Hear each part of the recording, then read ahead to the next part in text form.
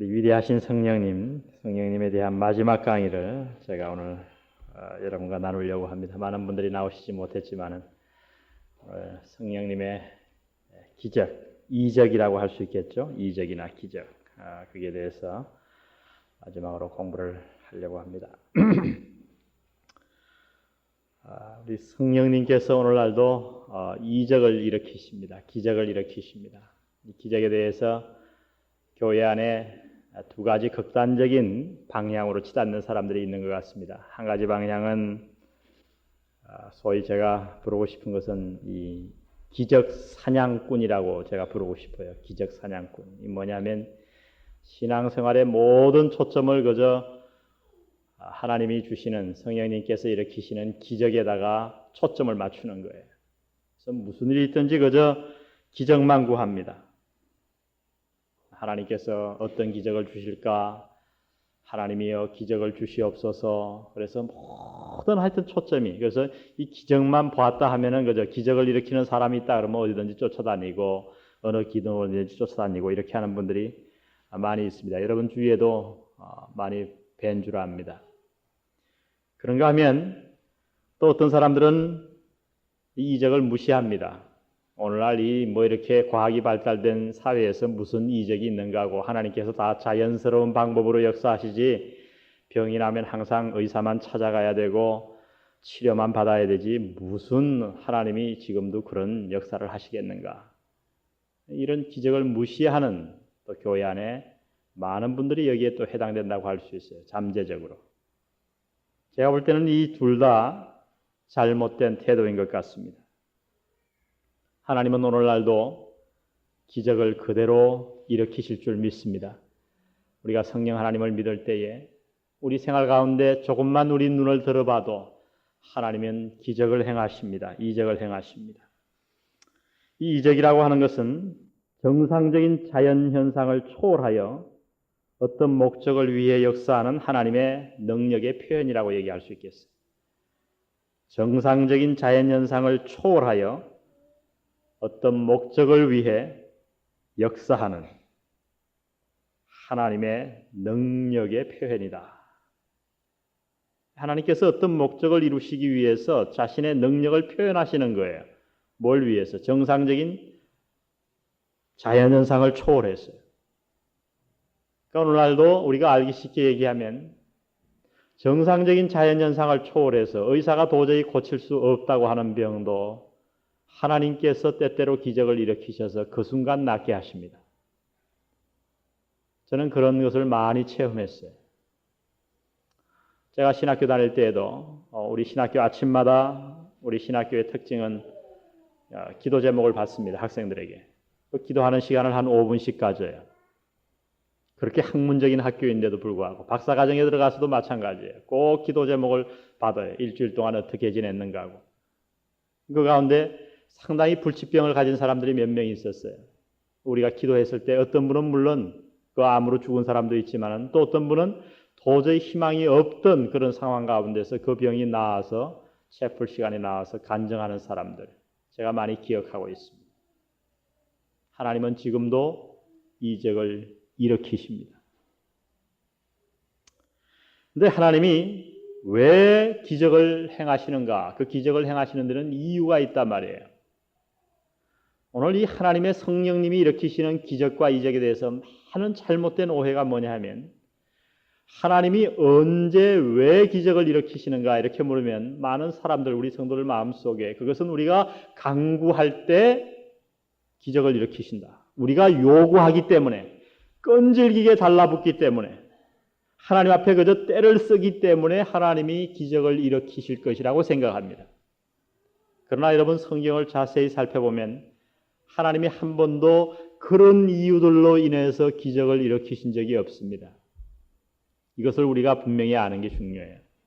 하나님이 지금도 성령님을 통해서 기적을 일으키시지만은 그 기적을 일으키시는 분명한 이유가 있는데 그것은 우리의 정성과 지성과 강구와 요구 때문이 아니라 세 가지 이유 때문에 오늘 성경에 의하면 하나님은 기적을 일으키십니다. 첫 번째는 복음 전파를 위하여 기적을 일으키십니다. 복음 전파를 위해서. 우리가 이 성경에 보면 좀 더 신학적인 문제로 들어가면 제가 깊이 얘기는 않겠습니다만 여러분 그저 공부를 깊이 하시는 분들을 위해서 말씀을 좀 드리겠습니다. 표적과 기적을 성경에서는 다르게 나눕니다. 그것을 영어로 말하는 signs라 그래요. sign miracles. 이 표적이죠. 그러나 기적, 그것을 나눈단 말이죠. 예를 들면 마태복음을 우리가 쭉 읽어보면 마태복음 8장부터 12장까지에 있는 놀라운 그 기적들이 많이 나오는데 거기에 보면 거기에 나오는 모든 기적들은 다 표적이라고 신학자들이 부릅니다. 왜 그런가? 하나님께서 예수님께서 이 땅에 오셔서 기적을 많이 행하셨는데 마태복음 8장부터 12장까지 일으킨 기적들은 마태가 그것을 잘 수집을 했어요. 여기저기 기적을 일으킨 것을. 그래서 그것만 기록하게 하나님이 만드셨어요. 근데 그 왜 예수님께서 그러한 기적들을 일으키냐면 하나의 표적으로요. 무슨 표적이냐면 유대인들에게 예수님께서 자신이 메시아임을 나타내시기 위한 표적. 이 표적이라고 하는 것은 오늘날로 말하면 표시판이라고 얘기할 수 있겠어요. 표시판. 하나의 신분증과 마찬가지예요. 예수님께서 특별히 자신이 메시아임을 증명하기 위해서 일으키신 이적, 기적들을 표적이라고 부릅니다. 우리는. 마태복음 8장부터 12장에 그것이 나와 있고 또한 요한복음 2장부터 12장까지 보면 7가지 기적만을 요한이 기록하고 있어요. 수십 가지의 기적을 행하셨는데 요한복음에는 이상하게 기적을 많이 기록하지 아니하고 7가지만. 그 7가지가 다 뭐냐 하면 표적이란 말이죠. 가나의 혼인잔치의 이적, 이 모든 것을. 주님께서 요한복음에서 그래서 7가지 표적이라고 우리가 부르는데요. 7가지 표적을 통해서 뭘 하기를 원하셨냐 하면 구원의 진리를 설명하기를 원하셨어요. 다. 그러니까 7가지 이 표적은 구원의 진리를 설명하는 것으로 해석되어져야 합니다. 가나의 혼인잔치만 해도 수많은 목사님들이 수만 가지의 설교를 하지 않습니까? 그러나 여러분 그 중심 진리는 하나예요. 왜 예수님이 혼인잔치집에 가셔서 물을 가지고 포도주로 변화시키셨을까? 그게는 중요한 구원의 진리를 내포하고 있다는 거예요. 우리 믿는 자들 언젠가는 다 혼인잔치에 참여하지 않습니까? 이 물, 아무것도 맛이 없는 이 물이 너무나 맛있는 포도주로 완전히 변했단 말이죠. 예수 믿는다고 하는 것이 바로 그러한 것이라는 거예요. 변합니다. 예수 믿는다고 하는 것은. 어느 정도의 변화인지 알아요? 우리 눈에는 보이지 않지만은 영이 완전히 죽어 있었어요. 죄로 인해서. 완전히 죽어 있던 우리 영혼이 예수 믿을 때에 그 영이 살아나요. 우리 안에 육신의 성품만 갖고 있던 사람 안에 우리가 거듭날 때에 하나님 아버지의 성품을 가지고 다시 태어나요. 이런 놀라운 변화가 예수 믿는 것이라는 것을 알려주기 위해서 주님께서 이 땅에서 처음으로 행하신 이적이 가나의 혼인잔치였다는 거예요. 그래서 요한복음에 나오는 모든 이적에는 그와 같이 어떤 구원의 진리를 내포하고 있어요. 그래서 우리가 그것을 7가지 표적이다. 다른 기적들과 구분해서 부르고 있는 것입니다. 그런데 이러한 표적을 행하셨음에도 불구하고 유대인들이 예수님을 메시아로 받아들이지 않자 마태복음 13장 이후에서부터 예수님께서 기적들을 일으키십니다. 그 기적은 유대인을 향한 표적이라기보다는 믿지 않는 모든 이방인들을 향해서 그 기적을 보고 복음을 받아들이게 하기 위해서 예수님이 기적을 베푸시는 거예요. 마태복음을 쭉 읽어보면 그것을 우리가 확연하게 느낄 수 있는 거예요. 오늘날도 마찬가지예요. 성령님께서 우리의 삶의 때때로 기적을 일으키십니다. 우리는 그저 기적 그러면은 뭔가 완전히 뒤틀려야 달라져야 기적이라고 생각하는데 사실은 가만히 생각해 보세요. 우리가 오늘 하루 단잠을 푹 자는 것도 때로는 기적이 될 수 있어요. 환경이 잘못 돌아가고 사업이 부도가 나고 믿지 않는 사람들 같으면 도저히 마음의 평화를 가질 수 없는 그러한 상황 가운데서도 내 마음이 평안해요. 왠지 모르게. 이런 것들이 다 하나의 기적이란 말이죠. 근데 우리의 삶 속에서 하나님께서 왜 기적을 일으키시는가? 첫 번째, 복음 전파가 항상 목적이 되어야 된다는 거예요. 이유가 되어야 됩니다. 그러므로 여러분, 여러분의 삶 속에 기적이 있다고 간증을 하십니까? 어떤 분이 자기는 병이 나았다고 기적을 간증하십니까? 어떤 기도원에 가면 병이 낫는다고 얘기합니까? 자세히 주의해서 보십시오. 그 기적을 통해서 복음이 전파되고 있는가를. 그것이 예수님이 이 땅에 오셔서 성령님이 사도행전에서 기적을 일으키신 이유였다고 하는 거예요. 항상 그것을 통해서 복음이 전파돼야 돼요. 저는 이런 면에서 말이죠. 좀 부흥회를 할 때 제대로 기적이 좀 일어났으면 좋겠어요. 그러나 오늘날 제게 보니까 제대로 기적을 일으키는 사람들이 많이 없어요. 손 병 났다 그러는 거 보면은 눈에 안 보이는 병만 나요. 위장병 나았다. 그러다가 또 도저히 보면 부흥회를 하고 나면 무슨 속에 있는 안 보이는 병. 그러지 말고 우리 이효놈 집사님 같은 분이 눈이 번쩍 떠야 되지 않겠어요? 복음 전파가 되죠. 근데 그런 병은 요새 낫는 부흥회 여러분 있어요? 소문만 있지. 안전병이가 일어나고 뭐 버렸다 그러는데 다 찾아가서 확인해 보면 별로 일어나지 않아요. 왜 그럴까? 우리가 뭔가 잘못된 태도로 하나님께 이적을 간구하는지 몰라요. 자세히 돌아봐야 됩니다. 두 번째 기적을 행하시는 이유는 하나님께 영광을 돌리기 위하여 기적을 일으키십니다. 마태복음 15장 한번 가보겠습니다. 마태복음 15장 29절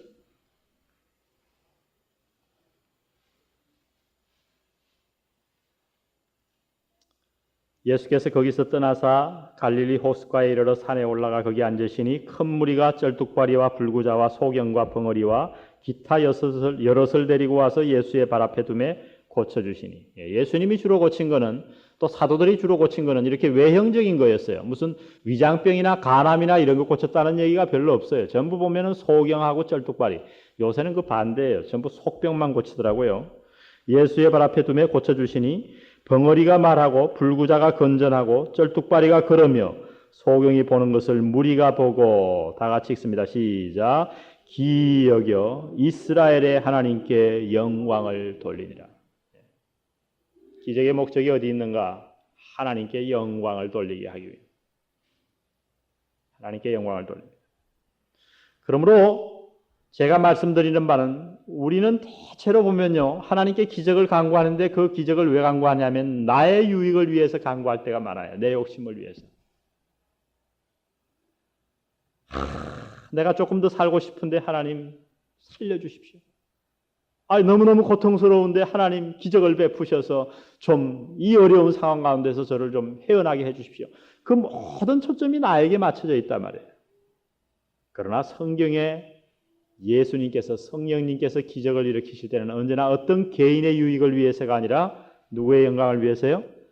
하나님의 영광을 위해서요.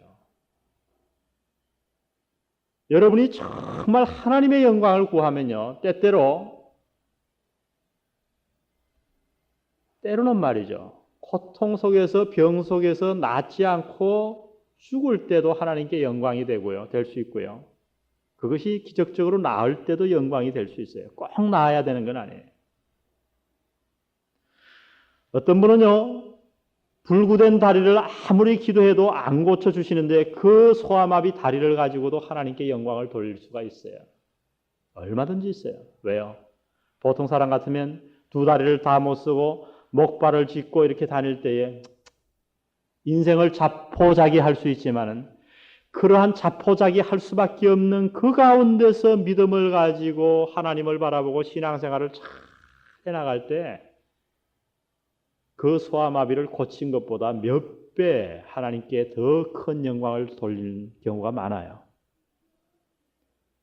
제 말씀은 뭐냐면 우리의 초점이 뭐냐는 거예요.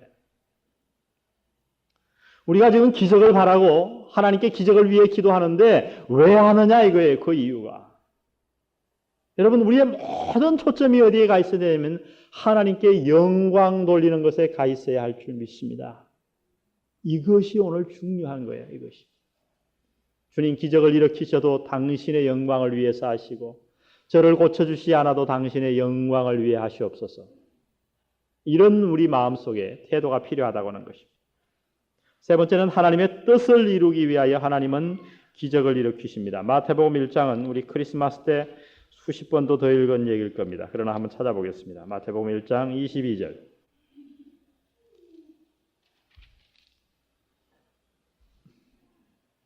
이 모든 일에 된 것은 주께서 선지자로 하신 말씀을 이루려 하심이니 가라사대 보라 처녀가 잉태하여 아들을 낳을 것이요 그 이름은 임마누엘이라 하리라 하셨으니 이를 번역한즉 하나님이 우리와 함께 계시다 함이라.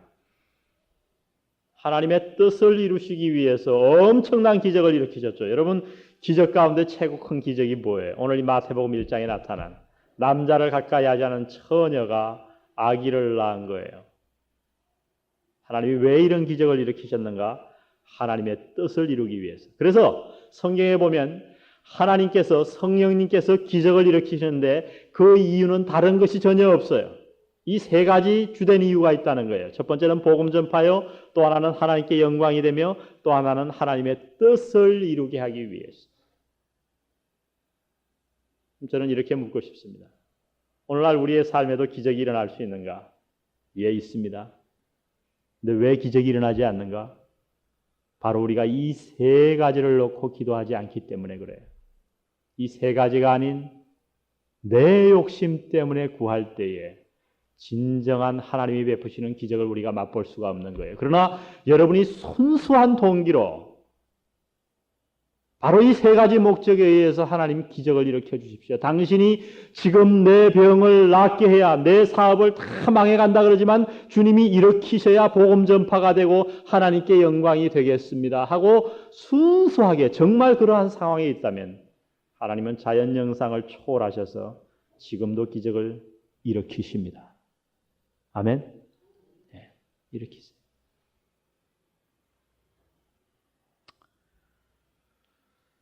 기적을 행하는 이유를 우리가 살펴봤는데 두 번째는 기적을 위한 필수 요소들이 있어요. 우리가 기적을 우리 생활에서 체험하기 위해서는 몇 가지 꼭 필요한 요소들이 있습니다. 그것은 다름 아닌 믿음이 필요해요. 믿음. 마태복음 9장으로 한번 가보겠습니다. 제가 두 절만 적었습니다만은 2절, 제가 2절도 읽겠습니다. 침상에 누운 중풍병자를 사람들이 데리고 오거늘 예수께서 저희의 믿음을 보시고 중풍병자에게 이르시되 소자야 안심하라 내 죄 사함을 받았느니라. 여기에는 이렇게 간단하게 기록되어 있습니다만 다른 사복음서에 보면 이 중풍병자를 데리고 온 친구들의 믿음이 대단했어요. 이 중풍병자를 4명이서 이렇게 메고 왔는데 예수님께 가까이 나오려고 하니까 무리가 너무너무 많았단 말이죠. 그래서 도저히 접근을 할 수가 없는 거예요. 수만 명이 모여놓으니까. 그래서 도저히 안 돼가지고 예수님 가까이는 들어가지 못하겠고 하니까 그 지붕 위로 올라갔고 지붕을 다 뜯어냈단 말이에요. 예수님이 집안에서 이렇게 움막 같은 데서 가르치시는데 그 위에 지붕을 다 뜯어내고 4명이서 줄을 매달아가지고 중풍병자를 내리는 거예요. 여러분이 대단한 사람들이에요. 우리 같으면 어떡합니까? 에이, 다음에 오자. 뭐 예수님께 가봐야 이게 나을까? 이런 의심이 있으면 도저히 그 짓을 못해요. 얼마나 많은 핍박을 받았겠어요. 그 4명이서 사람들을 그 집까지 뚫고 나오는 데만 아마 몇 시간 고생을 했을 거예요. 그리고 그 지붕에 올라가는 건 얼마나 어려워요. 환자를 데리고. 거기서 또 달아내릴 건 뭐예요? 왜 그렇게 무리한 짓을 했어요? 남에게 욕먹어가면서. 그 친구들에게는 확실한 믿음이 있었어요. 뭐냐면 우리가 이 중풍병자, 이 우리 친구를 예수님 앞에 내려놓기만 하면 예수님이 이를 분명히 고치실 것이다 하는 믿음이 있었어요. 그랬더니 예수님께서 그 말씀하시는 거예요.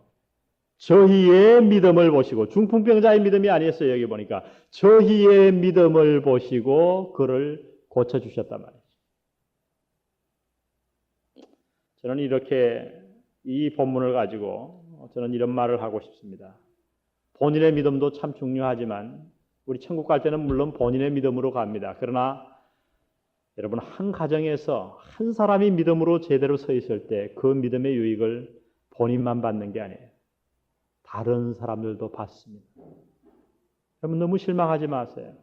여러분의 남편과 여러분의 자식이 너무 믿음이 없다고 너무 한탄하지 마세요. 그 사람을 두고 자꾸 원망하고 그럴 게 아니라, 그를 비난할 게 아니라, 여러분이 하나님 앞에 올바로 서 있을 때에 그 믿음의 유익이 그에게까지 흘러갑니다. 저는요, 하나님께서 우리의 기도에 응답해 주신다고 우리가 다 믿잖아요. 그러나 가장 확실하게 응답해 주는 기도가 하나 있는데, 그것은 다름 아닌 영혼을 구원해 달라고 하는 기도라고 저는 분명히 믿습니다. 그 기도는 하나님이 반드시 들어주신다고 믿어요. 여러분의 믿지 않는 남편이나 믿지 않는 자식, 가족을 위해서 끊임없이 기도하십시오. 하나님이 그 기도 응답해 주십니다. 믿음이 필요합니다. 22절, 9장 22절입니다. 우리 다 같이 한번 읽어볼까요? 시작. 예수께서 돌이켜 그를 보시며 가라사대 따라 안심하라. 내 믿음이 너를 구원하였다 하시니 여자가 그 시로 구원을 받으니라. 자, 21절에 보세요. 20절부터 제가 있습니다. 12해를 혈루증으로 앓는 여자가 예수의 뒤로 와서 그 겉옷가를 만지니 이는 제 마음에 그 겉옷만 만져도 구원을 받겠다 함이라. 이 9장에 간단하게 나와 있습니다만은 다른 사복음서, 마가복음이나 이런 데 보면 더 자세하게 기록하고 있어요. 뭐냐면 큰 무리가 예수님을 옹이하고 지금 갑니다. 다른 데로 옮겨가는데 그 막 서로 예수님께 악수를 하고 아는 척을 하려고 야단법석을 떠는데 한 여자가 12년 동안을 혈루증으로 앓고 있었어요. 이 혈루증이라고 하는 건 뭐냐면 피가 응고가 안 되는 거예요. 우리 보통 사람들은 칼에 딱 비이면 피가 어떻게 됩니까? 딱 응고가 돼요, 저절로. 근데 이 혈루증이 걸리면은 어떤 상처를 받으면은 피가 조금씩 계속해서 나온단 말이에요. 그러니까 이게 얼마나 큰 병이에요. 근데 12해 동안을 이렇게 고생하면서 혈루증으로 고생하던 여자가 있었는데 그 큰 무리가 가는데 예수님께 덥석 매달린 게 아니고 가까이 와가지고 살짝 예수님의 옷, 여기 보니까 옷자락 가예요. 예수님의 등을 턱 만진 것도 아니고 그 옛날 옷이 오늘과 같이 이렇게 딱 맞는 옷이 아니거든요. 유대인들 옷은 길게 겉옷을 늘어뜨린단 말이죠. 와가지고 겉옷가를 살짝 만졌어요. 근데 그 만지는 순간 여자의 혈루증이 딱 거쳐버린 거예요. 자신이 나음을 알았어요. 그때 예수님께서 다른 복음서에 보면 누가 내 몸에 손을 대었느냐, 내 옷에 이렇게 묻습니다. 그때 제자들이 하는 말이 아유 예수님, 지금 무리가 이렇게 예수님을 서로 한번 만나려고 예수님을 만지려고 이 난리를 치는데 누가 옷을 댔는지 어떻게 합니까? 누가 손을 댔는지. 그때 예수님께서 아니다. 누군가 내 옷에 손을 대었다. 내게서 능력이 나간 것을 내가 알았다. 그때 여자가 와서 하는 말이 죄가 되었다고 얘기합니다.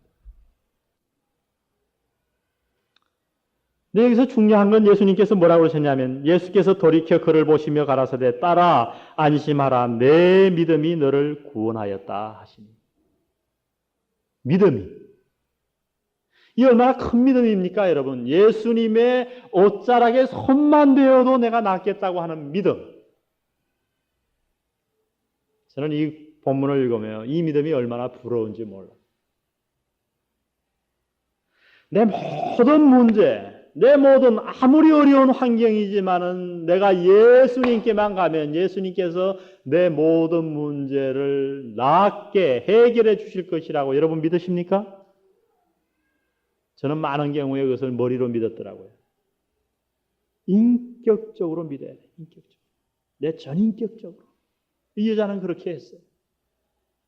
가서 뭐 덥석 잡을 필요도 없이 살짝 그런 믿음으로 예수님의 옷가락에 억지로 어렵게 다가가서 옷자락에 손가락 끝을 대었습니다.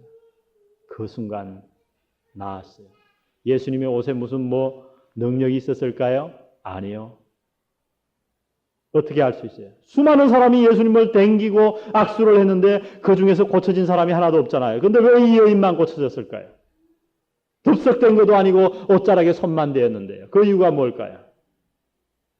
다른 모든 사람들이 갖지 못했던 믿음을 이 여자는 가지고 예수님의 옷자락에 손을 댄 거예요. 예수님 그거 아셨어요.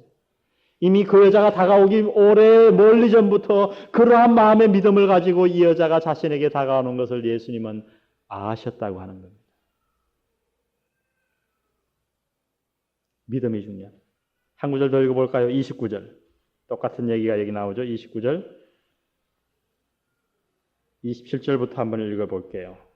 예수께서 거기서 떠나가실 때 두 소경이 따라오며 소리질러 가로되 다윗의 자손이여 우리를 불쌍히 여기소서 하더니 예수께서 집에 들어가시며 소경들이 나아오거늘 예수께서 이르시되 내가 능히 이 일 할 줄을 믿느냐 대답하되 주여 그러하오이다 하니 이에 예수께서 저희 눈을 만지시며 가라사대 다 같이 읽습니다. 시작. 너희 믿음대로 되라 하신대 그 눈들이 밝아진지라 예수께서 엄히 경계하사 상가 아무에게도 알게 하지 말라 하셨으나 저희가 나가서 예수의 소문을 그 온 땅에 전파했다는 겁니다. 여러분 소경이 달려나오는 것이 얼마나 어렵습니까? 네? 소경이. 근데 예수께서 지나가시는 소문을 들은 이 두 소경이 달려나와서 소리를 지릅니다. 다윗의 자손 예수여 우리를 불쌍히 여기시옵소서. 어떻게 알았을까요? 예수님께서 메시아임을 알았어요. 메시아는 이 땅에 오셔서 벙어리를 말하게 하고 눈먼 자를 눈뜨게 한다는 사실을 성경의 지식을 이 사람들은 알고 있었던 거예요. 그래서 예수님이 메시아임을 확실히 믿었기 때문에 자기들이 나으리라는 믿음을 가지고 예수님께 달려나온 겁니다. 오 예수님 우리를 불쌍히 여기시옵소서. 그때 예수님께서 내가 능히 이 일 할 줄을 믿느냐 그랬더니 예 믿습니다. 주님께서 그 눈을 만지시면서 가라사대 너희 믿음대로 될지어다. 눈이 떠졌습니다. 왜 우리는 이와 같은 기적을 체험하지 못하며 사는가? 믿지 않기 때문에. 우리에게 믿음이 부족하기 때문에. 하나님께서는 오늘도 우리를 통치하시고 우리 개인의 삶을 간섭하기를 원하십니다. 여러분 그렇게 믿으십니까? 근데 왜 오늘 우리가 예수를 믿으면서도 하나님이 우리의 삶을 간섭하시는 것을 느끼지 못하는가? 내 주위 사람들이 왜 발견하지 못하는가? 그 이유는 다른 이유가 없어요. 우리의 믿음이 부족하기 때문이에요.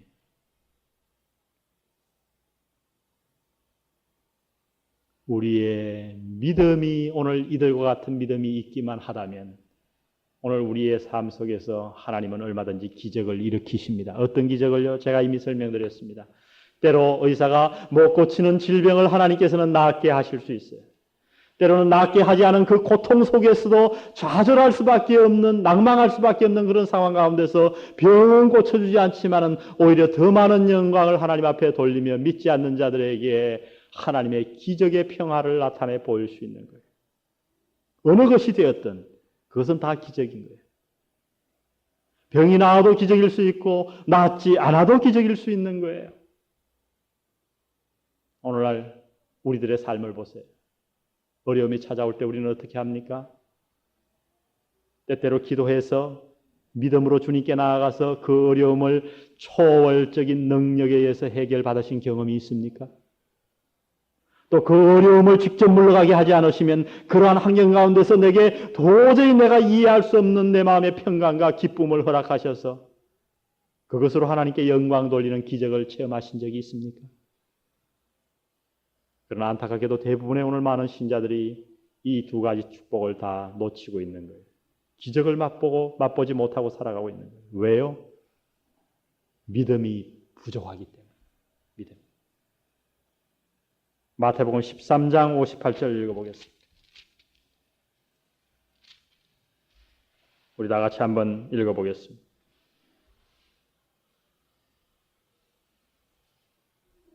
다 읽습니다. 시작. 저희의 믿지 않음을 인하여 거기서 많은 능력을 행치 아니하시니라. 어딘지 아세요? 예수님의 고향 얘기하는 거예요. 믿지 않았어요. 믿음이 없는 곳에 성령님의 기적은 오늘날도 일어날 수 없습니다. 믿으셔야 합니다. 하나님을 믿으시고 예수님을 믿으시고 성령 하나님을 믿으셔야 돼요.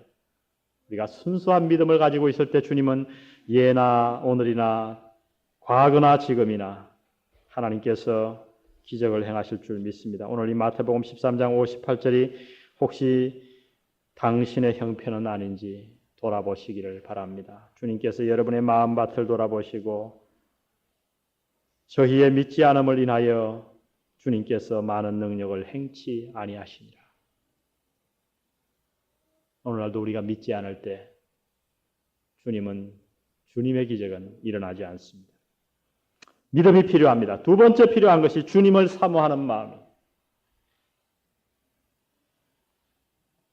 이것은 굉장히 중요해요. 이미 제가 앞에서 말씀드렸습니다마는 왜 중요하냐면 많은 경우에 이적을 체험하고 하나님의 기적을 간구하는데 이적을 굉장히 사모하고 기적을 사모하고 그러는데 그것이 가만히 보면 내 요구를 이루는 것이 많다는 거예요. 내 욕심. 가만히 보세요. 부흥회나 이 기도원이나 이런 데 가보면 그저 병이 걸렸다 그러면 좋다는 기도원은 다 찾아다녀요. 또 능력 있다고 하는 사람은 다 찾아다녀요. 어느 기도원에 가면 고칠 수 있다고. 어디 가면 뭐 밀가루 붙이면 고친다고. 별 얘기들을 다 합니다. 그러나 여러분 한번 잘 기도해 보세요. 여러분이 과연 그러한 기도원과 어떤 사람들을 찾아다닐 때 어떤 마음으로 찾아다니는가? 어떤 마음으로? 내 병을 낫고자 하기 위해서는 아닙니까? 하나님께 영광 돌리기보다는. 정말 우리의 삶에 우리가 기적을 맛보고 살기를 원한다면 우리 마음속에 믿음이 있어야 하겠고 두 번째는 내 욕심이 아닌 주님을 사모하는 마음, 그러한 열정이 우리 마음속에 있어야 돼요. 주님을 뜨겁게 사랑하는 마음. 그것이 열쇠예요, 열쇠. 굉장히 뜨거운 것 같이 보이는 사람도 깊이 들어가서 자세히 대화를 해보고 그 믿음을 제가 볼 때 잘 관찰해 보면요. 정말 주님을 뜨겁게 사랑하는 게 아니고 그저 나에게 초점이 맞춰져 있는 경우가 너무 많아요. 이기적인 목적에. 이건 굉장히 중요한 문제입니다. 우리가 성령의 능력을 오늘날도 강하게 체험하는 단 한 가지 비결은 다름 아닌 주님을 사모하는 열정이 있어야 된다고 하는 거예요. 여러분, 그 결과로 자세히 한번 여러분 주위의 삶을 보세요. 대개 막 예수 믿은 사람의 삶 속에 기적이 많이 일어나요. 도저히 바뀔 것 같지 않은 막 이 어려운 환경들이 막 바뀌어지고, 왜 그런지 아세요, 여러분? 20년, 30년 믿은 사람 뭐 간증하라 그러면 간증 하나도 못해요. 뭐 간증할 게 있어요. 그러면 기도 제목 내놔 보세요. 뭐 기도 제목 없습니다. 대충 그래요. 그런데 막 정말 예수를, 교회 나오는 사람이 아니고 예수 그리스도를 마음의 구세주로 영접하고 막 구원의 감격이 막 넘치는 사람들 간증하라 그래 보세요. 몇 시간이 돼도 간증을 해요. 그 집에 가면 아주 그냥 뭐 기뻐 갖고 난리예요. 기도 제목 내놔라고 하면 기도 제목을 말도 없이 내놔요. 수도 없이 내놔요. 왜 그런지 아세요? 이유는 단 하나예요. 첫사랑이거든요. 너무너무 주님을 사랑하거든요.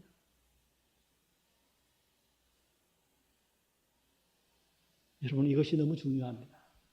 오늘 우리가 성령의 기적을 맛보고 살기 원한다면 주님을 사모하는 열정을 회복하셔야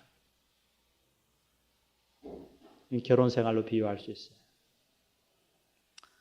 여러분, 신혼 초에는 뭐 첫사랑이니까 그 얼마나 뜨거운 관계가 오고 갑니까?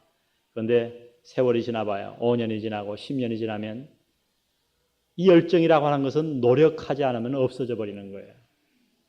이 되게 살기는 사는데 부부 같지 않은 부부들이 너무 많아요. 돈을 죽도록 벌어다가 줍니다. 왜? 남편이니까 할 수 없이 벌어다가 주는 거예요. 얘따 먹어라. 벌금봉투 탁 던져주는 거예요. 그거 탁 던져준 봉투 받아가지고 시장 봐서 요리를 합니다. 입을 나와가지고 맛이야 있든지 없든지 소금 팍 쳐가지고 짜다 그러면 그 다음에 싱겁다 그러면 소금 내주고 처먹어라 이거지. 이렇게 요리하는 거예요 그냥. 왜 그런지 아세요? 그 열정이 다 식어버리면 의무적으로 산단 말이죠. 그저 내가 여자니까 요리하는 거예요. 나 여러분 신혼 때 어디 그럽니까? 여자들 잘 보세요. 하루 종일 연구하는 게 뭐예요? 어떻게 하면 이 남편이 돌아왔을 때 좀 더 맛있게 그리고 분위기 있게 식탁을 차릴까? 꽃도 갖다 놓고 말이죠. 방 청소도 해놓고 요리 하나를 해도 얼마나 신혼초에 요리를 못해요. 그러나 그 성의가 몇 시간씩 보낸단 말이에요. 그런데 그런 것들이 살면서 다 없어져 버리기 쉬운 것이 결혼 생활이라고 하는 거예요. 여러분이 이것을 개발하지 않으면 사랑은 식어져 버리는 거예요. 그 다음에 뭐만 남느냐? 빈 껍데기만 남아요. 대개 불행으로 치닫는 가정들을 잘 관찰해 보면 둘 사이가 그렇게 지속이 되다가 그 다음에는 그 둘만 있으면 벌써 깨지고 그냥 형편없는 결혼 생활이 될 텐데 그런 대로 유지가 돼요. 왜 유지되느냐? 그 다음에 애가 태어나거든요. 애가 태어나면 삼각관계가 이루어져 버려요. 이 둘 사이 관계는 아버지와 엄마는 남편과 아내는 별로 관계가 없다 이 말이에요. 그 다음에 모든 사랑을 누구를 통해 주고받냐면 자식을 통해서 서로 주고받는 거예요. 근데 그런 부부의 위기가 언제 오는지 아세요? 이 자식이 떠나가고 날 때 큰 위기가 다가오는 거예요. 여러분 두 사람 사이를 튼튼하게 해놓으셔야 돼요. 자식들이 있을 때도. 왜요? 자식들이 떠나가고 나면 더 이상의 삼각관계가 없거든요. 우리 믿는 사람이 아니라 안 믿는 사람들도 다 얘기하잖아요. 벌써 식당에 가서 밥 먹는 거 보면은 부부인가 아닌가 딱 안다는 거예요. 어떻게 하느냐? 메뉴 시키는 거 보면 안 돼요. 딱 벌써 비싼 거 시키면 그거 비부 아니라는 거예요. 딱 보고 제일 싼 거, 2만 원짜리 있다. 5천 원짜리 두부찌개 있다 그러면 남편이 탁 들고 두부찌개. 그러면 그거 틀림없이 부부입니다. 한번 잘 관찰해 보세요. 그리고 또 한 가지 아는 방법이 있는데 그건 뭐냐면 상관 얘기도 안 하고 밥만 퍼먹어. 그러면 그거 틀림없이 부부예요. 근데 재미있게 둘이 얘기를 하고 이러면 그건 부부 아니라는 거예요. 세상이 왜 이렇게 됩니까? 제가 부부관계를 오늘 얘기하려고 하는 게 아니라 예수 믿는 믿음도 이렇게 될 수 있다는 거예요.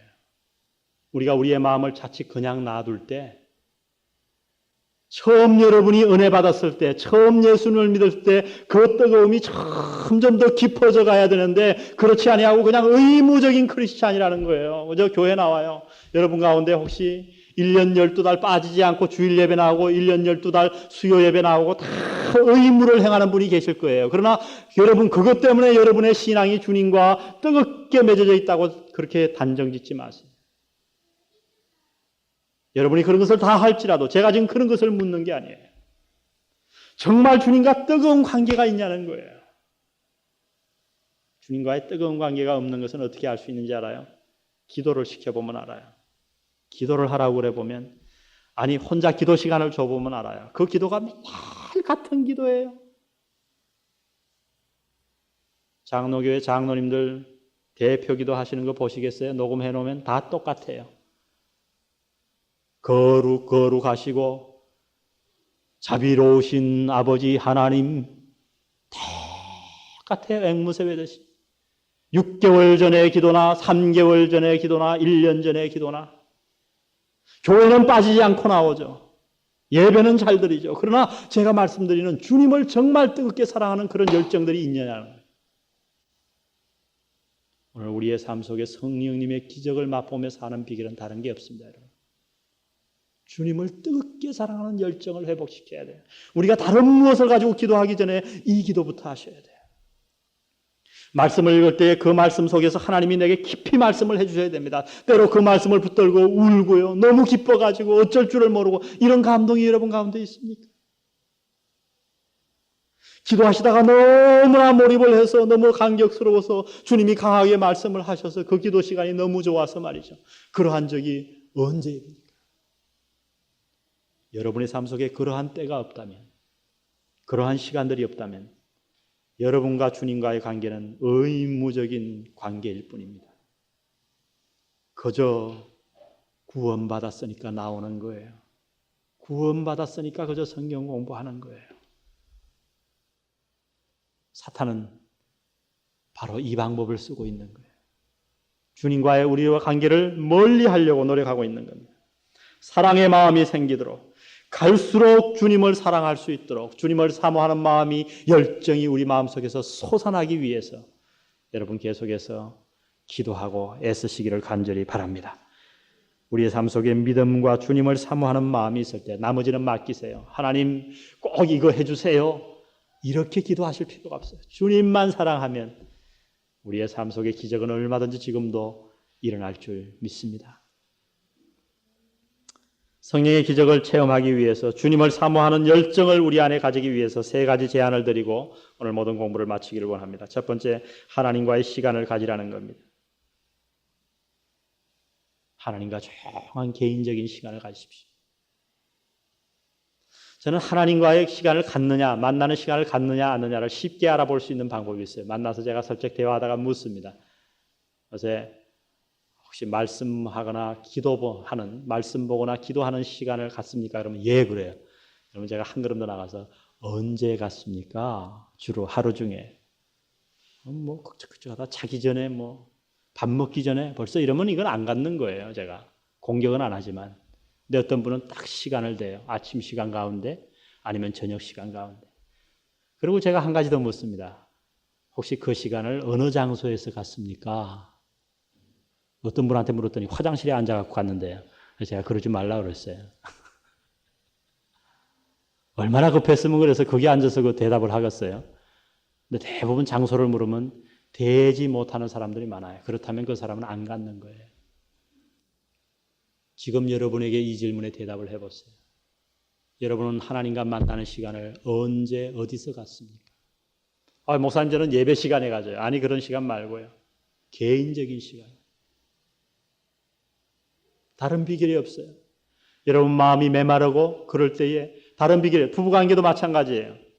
여러분 부부관계가 그렇게 의무적으로 돈 봉투 던져주고 옛다 받아가지고 그냥 파나 탁탁 쳐서 이런 관계가 된다면 다른 방법이 없어요. 먼저 데이트 시간을 가져야 돼요. 처음에 데이트 안 하던 양반들 자꾸 데이트 바닷가에 보내줘 보세요. 하룻밤 재워보세요. 제가 미국에서 할 때 강제적으로 2박 3일씩 여행 보냈는데 갔다 오면 다 싸워요. 뭐 할 게 있어야지. 대화도 하는 사람이 하는데 갔다 와가지고는 재미없대요. 그런데 1년을 보내고 2년을 보내고 계속 보내니까요. 그 관계가 회복이 되더라고요. 주님과의 관계도 마찬가지. 자꾸만 처음에는 기도하려고 해도 뭐 할 말이 있어야지. 딴 잡생각만 자꾸 나고 말씀을 읽어도 수면제 같고 여러분 그 위기를 극복하셔야 돼요. 여러분이 그럼에도 불구하고 끊임없이 만나고 부부간에도 자꾸 대화를 나누고 자꾸 외식을 나가서 대화하고 바닷가를 거닐고 이럴 때 거기에서 사랑이 다시 회복되는 거예요. 주님과의 관계도 마찬가지. 두 번째, 죄 문제를 해결하십시오. 솔직하게 모두 해결하십시오. 주님과 하나님과 여러분 사이에 죄가 있을 때에 주님을 사랑하는 열정은 절대 생기지 않습니다. 만일 우리가 우리 죄를 자백하면 저는 미쁘시고 의로우사 우리 모든 죄를 우리 모든 불의에서 우리를 깨끗게 하실 것이라는 그 약속을 믿으셔야 됩니다.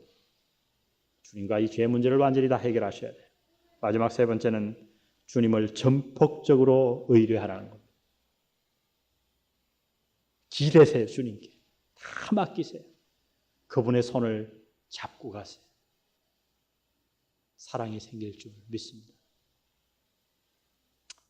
오늘 성령님에 대한 강의를 마치면서 오늘 우리에게 믿음과 주님을 사모하는 마음이 필요합니다. 약 6개월을 우리가 성령님에 관한 강의를 들었습니다. 그러나 한 가지, 여러분 매일매일의 삶 속에서 성령님께서 어떤 기적을 행치 않는다면 여러분은 지난 6개월의 수요일 시간을 낭비하신 겁니다. 머리로만 안다면. 이 6개월간의 강의가 저와 여러분의 삶 속에 주님과의 사랑하는 새로운 열정을 샘솟게 하기를 간절히 바랍니다. 성령 하나님께서 매일매일 삶 속에 우리에게 기적을 주기를 바랍니다. 도저히 헤어나올 수 없는 어려운 사업, 믿지 않는 자들은 도저히 이해가 안 가지만 하나님께서 그 사업을 일으키는 기적을 맛보시기를 바랍니다. 또한 그 사업을 일으키지 않다 하더라도 도저히 이해할 수 없는 평화와 기쁨이 여러분 마음속에 넘치는 기적을 맛보시기를 바랍니다. 다른 모든 환경도 마찬가지예요. 병 가운데 있거나 어떤 환경에 있든 성령님의 기적을 체험하며 사는 참으로 신나는 신앙생활을 하는 우리 사랑하는 영안 성도들 되시기를 간절히 바랍니다.